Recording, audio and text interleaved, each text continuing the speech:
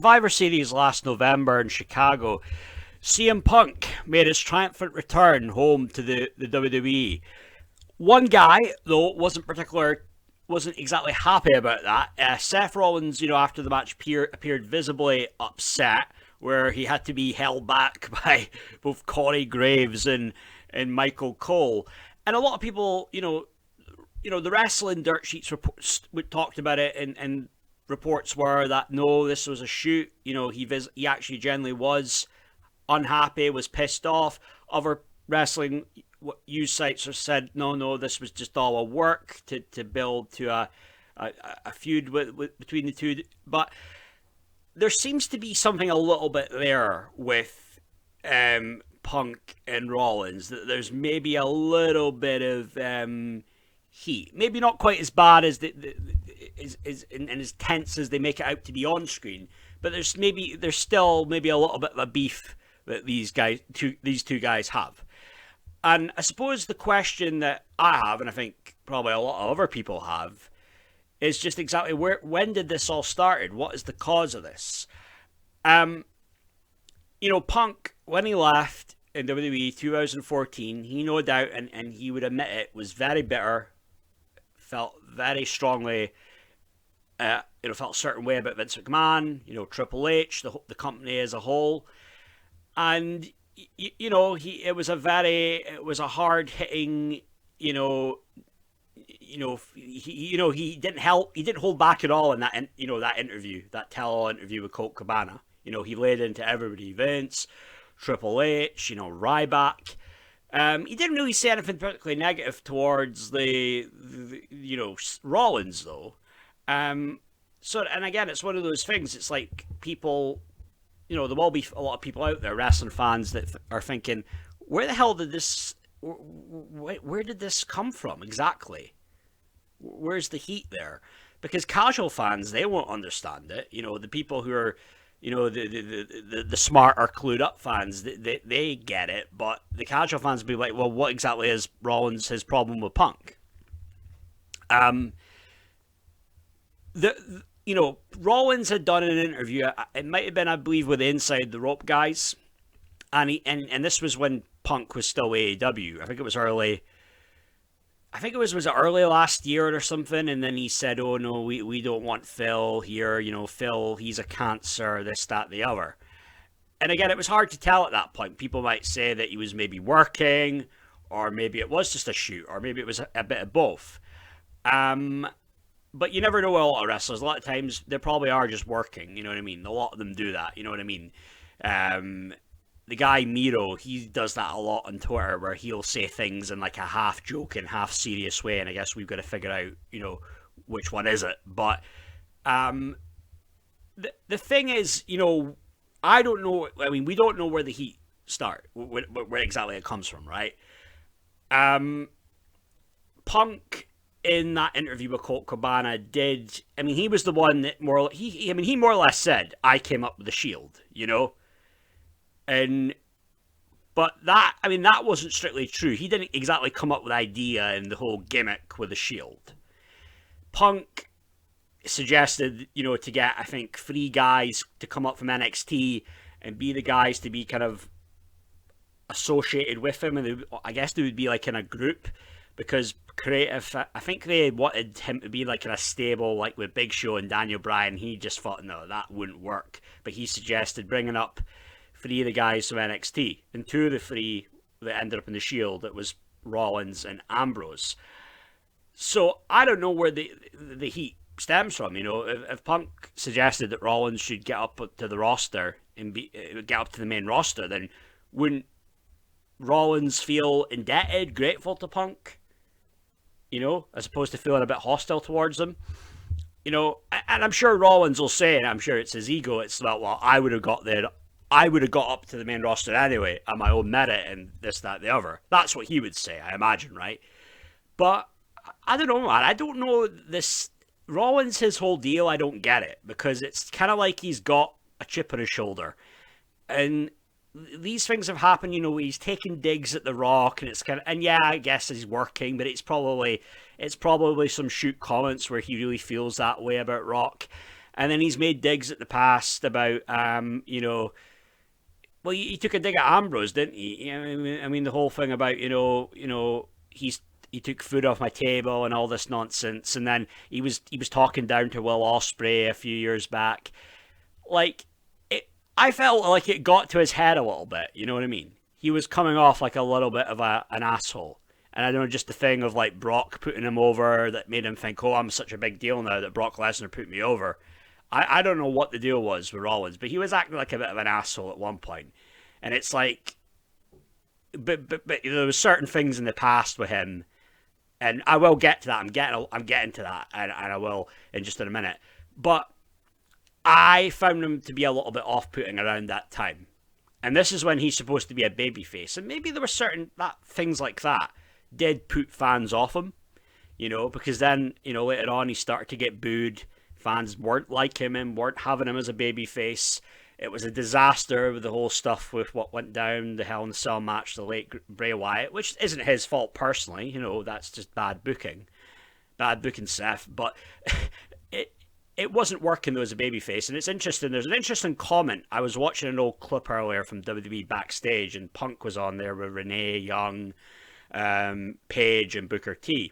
And this was when Seth had turned heel and he joined up with the AOP.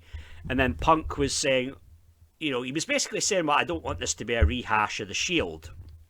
And he was just giving his real comments. He didn't care. Like, he wasn't doing that whole thing that I guess you're supposed to do when you're on those shows and put everything over, even though it's crap.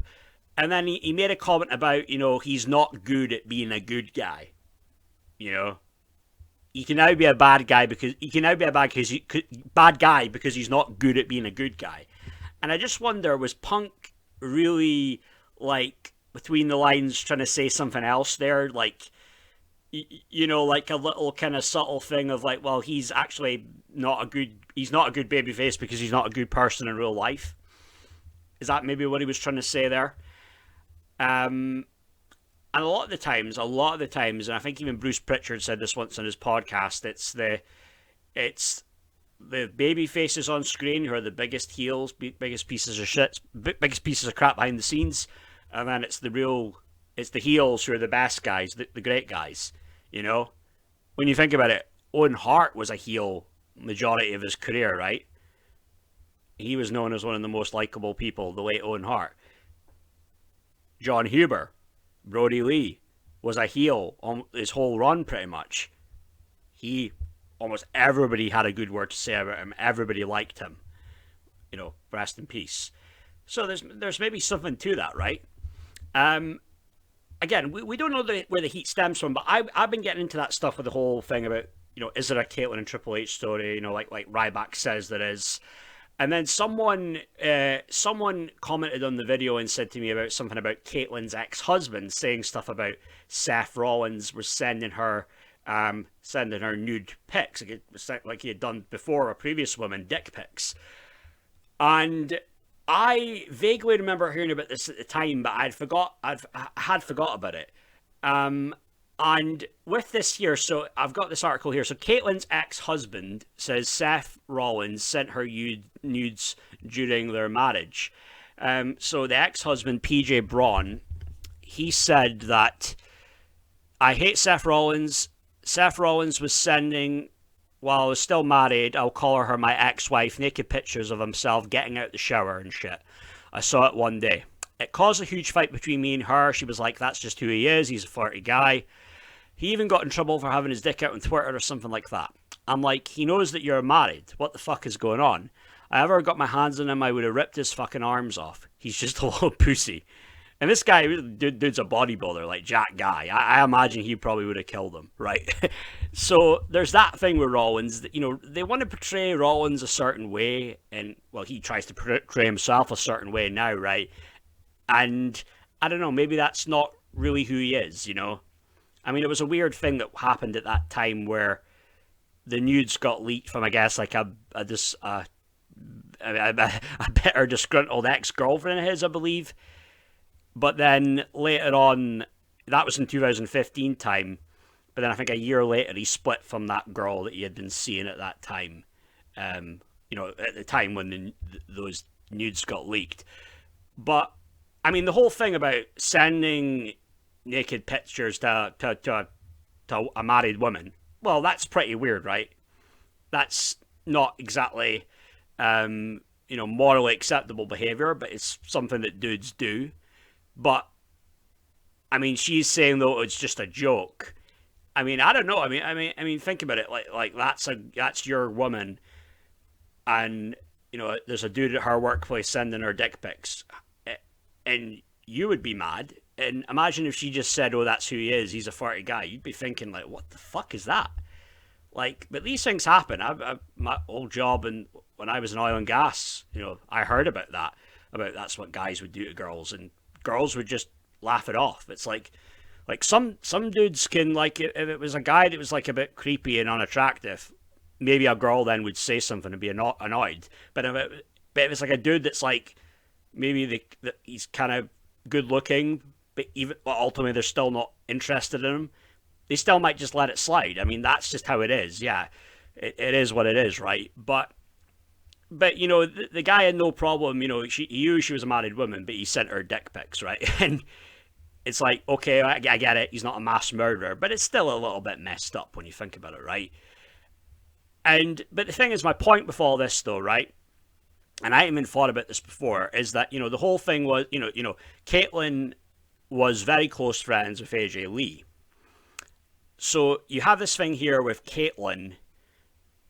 She's getting dick pics sent from Seth Rollins, which I'm guessing were unsolicited dick pics. That's one thing if you're chatting to a woman and you're being all flirty, and then or she might have asked for that. I don't know, but then it appears to be this would have been unsolicited, right? And then you've got Punk, his wife. She was very close friends with Caitlyn, so then there's that connection there, and Punk. And that's one thing with Punk, right? Rollins has took a lot of digs and a lot of said a lot of shit on Punk in interviews, interviews and the promos, And again, Punk to make a reference to that nude leak from 2015.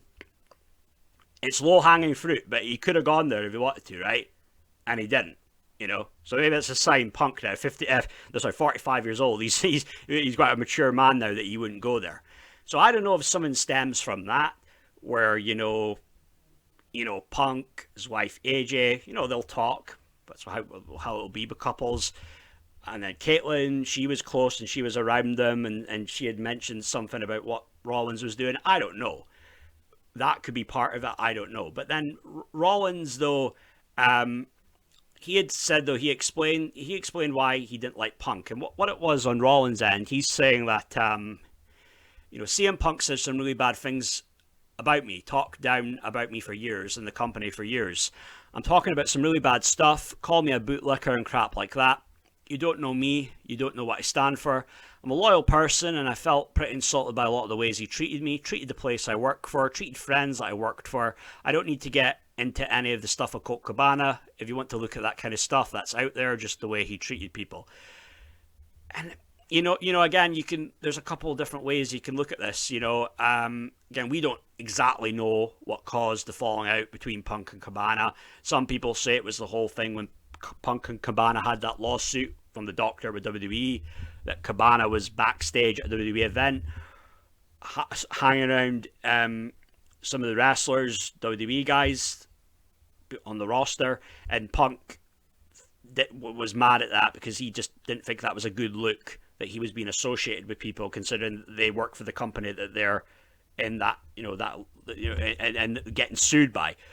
If that was the case, I could kind of understand that, but again, it's a little bit different though, because it's not like it was the doctor from the company. It wasn't like all those guys that Cabana was hanging around stood by what the doctor and the company was doing. And he lost in court. But I mean, the stuff with Cabana, that's actually a video I might do another video on that whole nother day. But I've never heard this stuff about Punk saying that Rollins was a bootlicker, but he might have said that to people, behind the scenes. And then there's people there, people who like to talk, who are maybe close to Rollins and told him what Punk had said. But again, he probably, Rollins does come off very much like a company guy, like a WWE guy, like, they can do no wrong. But then there's, a lot of fucked up shit that went down, it's gone down in that place. And sometimes you just have to take the goggles off and see things for what they really are. But there's plenty of people that will always have that thing of being a company guy where they would never attack, the company. But again, the thing with WWE, there's so many good things about the WWE and the business and overall the entertainment value of the product. But that doesn't mean you have to endorse and, turn a blind eye to all the other things that go on and the shitty behavior and the politics and all that. But, and again, I don't know. I'm more on Punk's side with this because I think, Punk was the reason he suggested that Rollins come up to the main roster to be aligned with him. And that was his idea behind what became the Shield. Then wouldn't really Seth Rollins, shouldn't he really feel indebted to CM Punk? That's how I see it. And I kind of think it's the same thing with Colt Cabana, because I don't know exactly what went on there, but I feel that, I feel even before he name dropped him on that pipe bomb, I felt like maybe there was always underlying issues there in the friendship with Punk and Cabana. But I'm on Punk's side with that in a way. I feel like, as soon as Punk said, when he was up at, the top of the rampway on the entranceway, as soon as he said in that promo, "Hey, Colt Cabana, how you doing?" Think of all that money that Cabana made after that. The bookings went up. He was in demand. All the, the indie shows booking him, the paydays he would have got. He did make a lot of money off that CM Punk name. Second to Vince McMahon, obviously. But, Punk did a lot for that guy, which is why I'm kind of more on Punk's side. And I'm kind of more on Punk's side with this stuff with Rollins as well, because I feel suggested, hey, he's a good guy to have in the trio, bring him up. And then what Ambrose up, and maybe didn't see anything with, Roman Reigns, because Roman Reigns wasn't the guy that had done the indies and, paid his dues like that or whatever. He wasn't like the old school wrestling guy or whatever. I don't know, because he was an ex-footballer or whatever. But I think Punk, even though at times he's come off like a bit of a dick, actually I feel he's in the right in this situation. And Punk just seems to be really he hasn't laid into Rollins in any interviews, but then Rollins is just the one with a chip on his shoulder, always having digs at Punk, The Rock, whoever. It's just like let it go, Let's face it, you've kind of been shoved down our throats. And even something else that Punk said in that backstage interview, which was another very subtle dig. It's like when he was talking about Seth Rollins and him turning heel, he said, quote, "They've been wanting him to be entertaining for a while now," which I thought, that's a nice little zing, just a zinger that he put in there. And, they've been trying hard to make him entertaining with all these zany, colourful outfits, and just, I don't even know what Seth Rollins' gimmick is. I really do not have a clue. But that's my video for now, though, guys. But, hit the like button, hit the subscribe button, and leave a comment and let me know what you think exactly happened there with Seth Rollins and CM Punk, that there's these problems, there's been this heat, and where do you think this all stemmed from? When do you think it started? But that's my video for now, guys. Thanks very much. Cheers. Bye.